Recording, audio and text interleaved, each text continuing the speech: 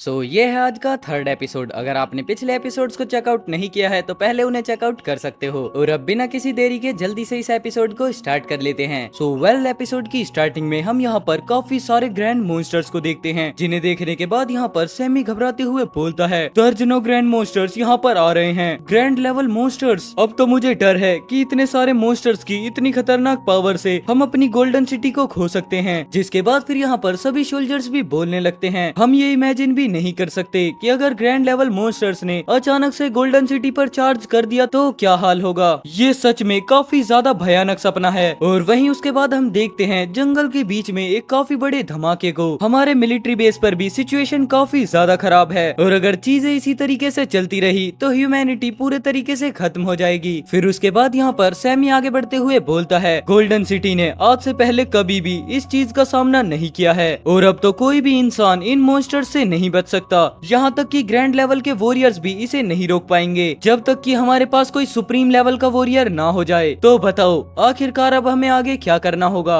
And इस बात को सुनने के बाद फिर यहाँ पर फ्रांसिस सोचने लगता है, आगे क्या करना होगा। अगर मेरे फादर इस सिचुएशन में होते तो वो यहाँ पर क्या करते। हेरले हेवलेट डिवाइन सिटी के अंदर आर्मी के चीफ कमांडर थे, जिनका एक निकनेम भी था और वो था द मोस्टर किलर। और जो हेरली हेवलेट थे वो मोस्टर से लड़ने से पहले काफी ज्यादा स्ट्रेटजीज बनाते थे और उनका यही मेन कारण था जिसकी वजह से वो काउंटलेस मॉन्स्टर वेव को एक ही बार में रोक सकते थे। और वहीं फ्रांसिस भी अपने फादर की बातों को याद करते हुए सोच रहा होता है, जहाँ पर फ्रांसिस के फादर अपने छोटे फ्रांसिस को बताते हैं, फ्रांसिस मॉन्स्टर इंटेलिजेंट क्रीचर्स नहीं है, जिस वजह से उनको जैसे बहकाया जाता है वो वैसे ही बहक जाते हैं। इस चीज को हमेशा अपने दिमाग में याद रखना, क्योंकि ये चीज तुम्हारी वहाँ पर हेल्प करेगी जब कभी तुम मॉन्स्टर टाइड का सामना करोगे। और इतना सोचने के बाद फिर यहाँ पर अपना फ्रांसिस बोलता है, मेरे पास एक आइडिया है, शायद से ये काम कर जाए। एंड उसके बाद वापस से हमें ये प्लान नहीं बताया जाता, लेकिन यहाँ पर प्लान सुनने के बाद जेमी का कुछ ऐसा रिएक्शन होता है, ये तो एकदम पागलपन है। जिसके जवाब में अपना फ्रांसिस बोलता है, मुझे पता है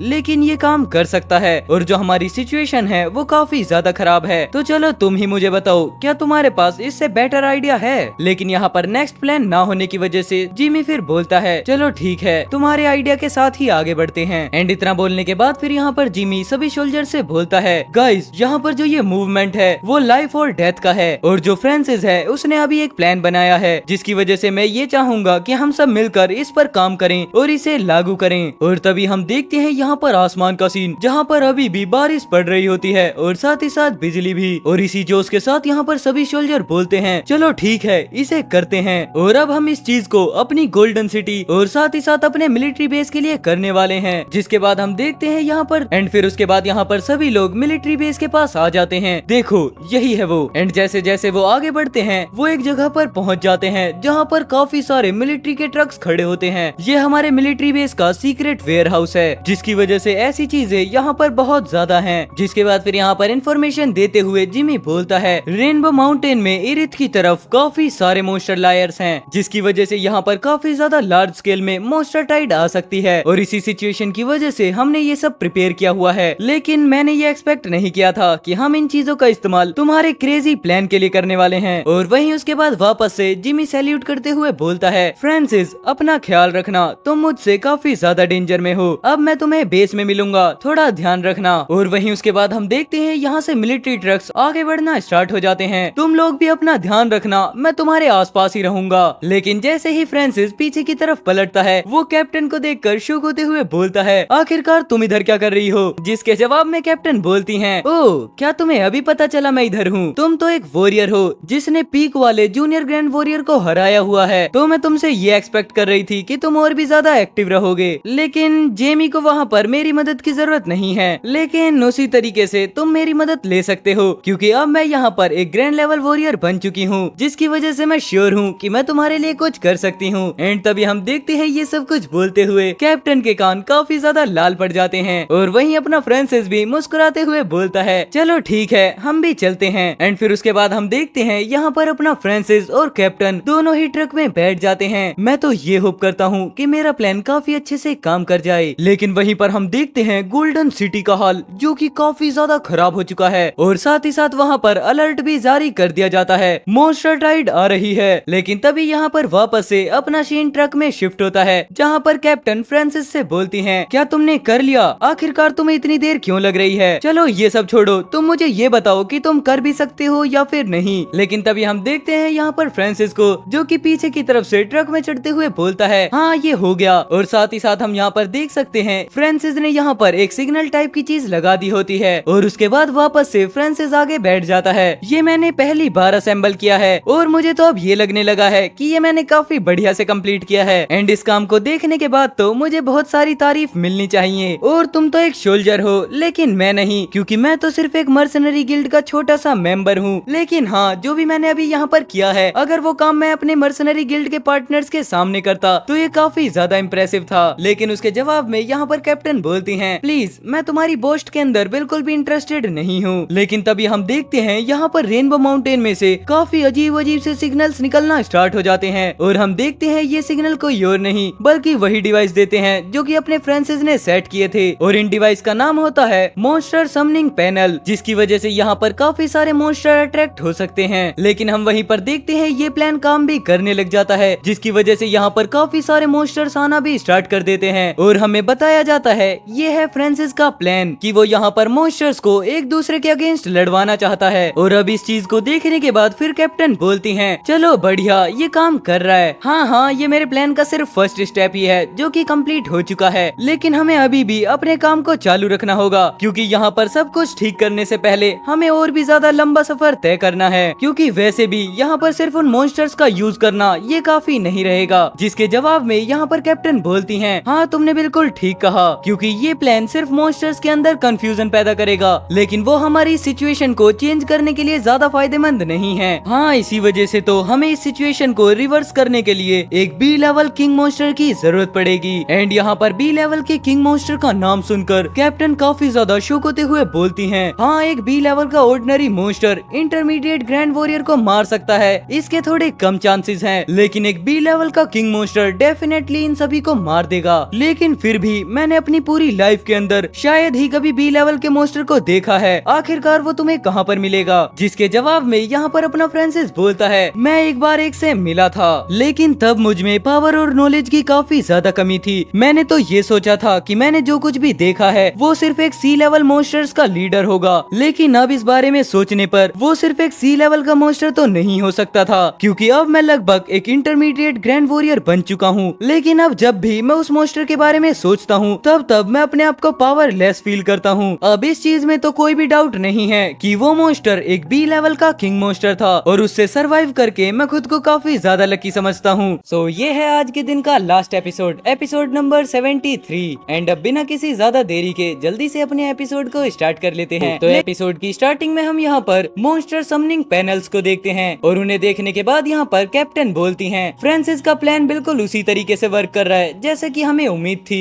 एंड फिर हम देखते हैं यहाँ पर कैप्टन को, जो कि बोलती हैं, बस हम लगभग। लेकिन तभी अचानक से ये बात कट होती है और हम देखते हैं उन पैनल्स के पास काफी सारे मॉन्स्टर्स आ जाते हैं। और उसके बाद फिर यहाँ पर अपना फ्रांसिस बोलता है, चलो अब टाइम आ गया है उस मॉन्स्टर का ध्यान अपनी तरफ अट्रैक्ट करते हैं। जहाँ पर ये बात सुनने के बाद कैप्टन बोलती हैं, क्या तुम यहाँ पर सच में बी लेवल के मॉन्स्टर को उकसाने वाले हो? लेकिन तुम जूनियर ग्रैंड लेवल वॉरियर में काफी ज्यादा अमेजिंग हो, बट फिर भी मैं तुम्हें बता दूं, जो बी लेवल का किंग मॉन्स्टर है वो इंटरमीडिएट ग्रैंड वॉरियर को पलक झपकते ही हरा सकता है। जिसके बाद फिर यहाँ पर अपना फ्रांसिस बोलता है, तुम मुझ पर भरोसा करो, मुझे पता है कि मैं क्या करने वाला हूँ। एंड इस बात को सुनने के बाद यहाँ पर कैप्टन भी फ्रांसिस की तरफ देखने लगती हैं। एंड वेल उसके बाद फिर यहाँ पर अपना सीन शिफ्ट होता है, जहाँ पर हम देखते हैं अपना फ्रांसिस उसी गुफा के पास आ जाता है और अंदर की जगह को देखकर यहाँ पर कैप्टन बोलती हैं, वो क्या है? ये तो सच में एक काफी बड़ा म्यूटेटेड जाइंट ट्री है।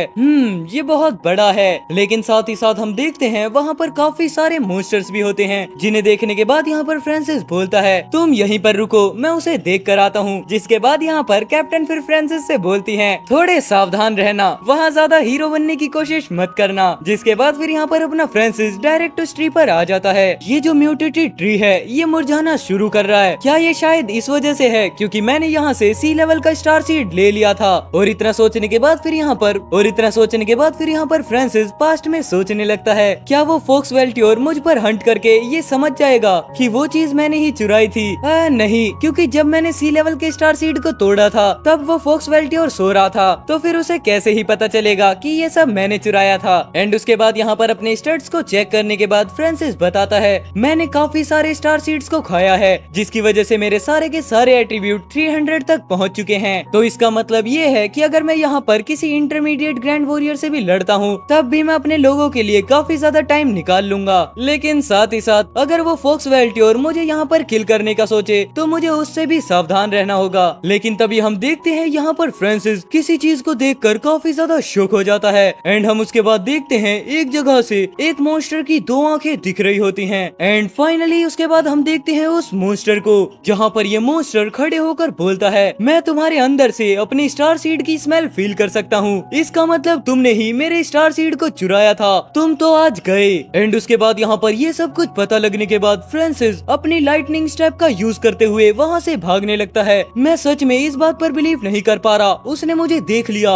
लेकिन हम देखते हैं यहाँ पर वो हाथ अपने फ्रांसिस के काफी ज्यादा क्लोज पहुँच जाता है। नहीं, ये काफी ज्यादा फास्ट है। जिसके बाद हम देखते हैं यहाँ पर वो मॉन्स्टर अपने फ्रांसिस पर अटैक कर देता है, जिसकी वजह से फ्रांसिस को भी उस अटैक को डॉज करना पड़ता है। और वो साथ ही साथ यहाँ पर उस अटैक को ब्लॉक करते हुए बोलता है, क्या बी लेवल का किंग मॉन्स्टर ऐसा दिखता है? ये तो काफी ज्यादा टेरिफाइंग है। लेकिन मैं काफी ज्यादा खुश हूँ कि मैंने अपने अंदर काफी ज्यादा इम्प्रूवमेंट की थी, वरना अगर ये वाला अटैक मुझ पर लग जाता तो मेरी यहाँ पर मौत भी हो सकती थी। जिसके बाद फिर यहाँ पर वापस से फ्रांसिस उठकर भागना स्टार्ट कर देता है। ये सच में काफी ज्यादा पावरफुल है, मुझे यहाँ से भागना होगा। लेकिन वहीं पर मॉन्स्टर फ्रांसिस का पीछा करते हुए बोलता है, आखिरकार तुम्हारी हिम्मत भी कैसे हो गई मेरा वो ट्रेजर चुराने की, जिससे मैं अपना मेटामॉर्फोसिस करने वाला था, मतलब अपनी काया को पलटने वाला था। अब तो तुम्हें मरना ही होगा। लेकिन हम वहीं पर देखते हैं अपने फ्रांसिस को, जहाँ पर अब और भी ज्यादा मॉन्स्टर फ्रांसिस का पीछा करना स्टार्ट कर देते हैं। डैम इट, मेरे पीछे और भी ज्यादा फॉक्स वेल्टियोर्स आ चुके हैं, लेकिन मुझे यहाँ पर सब कुछ लाइट फील हो रहा है। और जैसे ही मेरे सारे एट्रीब्यूट 300 पर चले गए थे, मुझे अपने अंदर काफी ज्यादा पावर फील हुई थी। एंड यहाँ पर जो ये फॉक्स वेल्टियोर है, वो बाकी सब के लिए प्रॉब्लम है, जैसे कि जेड लियोनार्ड, हार्ले मूरे और साथ ही साथ दूसरों के लिए भी। लेकिन तभी हम देखते हैं यहाँ पर बात कंप्लीट होने से पहले ही बी लेवल का किंग मॉन्स्टर अपने फ्रांसिस पर एक काफी पावरफुल अटैक कर देता है। बट सही टाइम रहते हुए फ्रांसिस इस अटैक को डॉज कर लेता है। चलो शुक्र है मेरे पास लाइटनिंग स्टेप है, जिस वजह से मैंने इस अटैक को डॉज कर लिया, वरना अगर गलती से भी ये वाला स्ट्राइक मुझे लग जाता तो ये मुझे सीरियस इंजरी दे सकता था। और तभी यहाँ पर फ्रांसिस भी अपनी लाइटनिंग स्टेप का वापस से यूज करते हुए उस जगह से हाइड हो जाता है। चलो ठीक है, अब वो मुझे नहीं ढूंढ पाएंगे। लेकिन तभी हम देखते हैं वो बी लेवल का किंग मॉन्स्टर अपने छुपे हुए फ्रांसिस पर ही अटैक कर देता है। डैम इट, इन्होंने मुझे ढूंढ लिया। नहीं,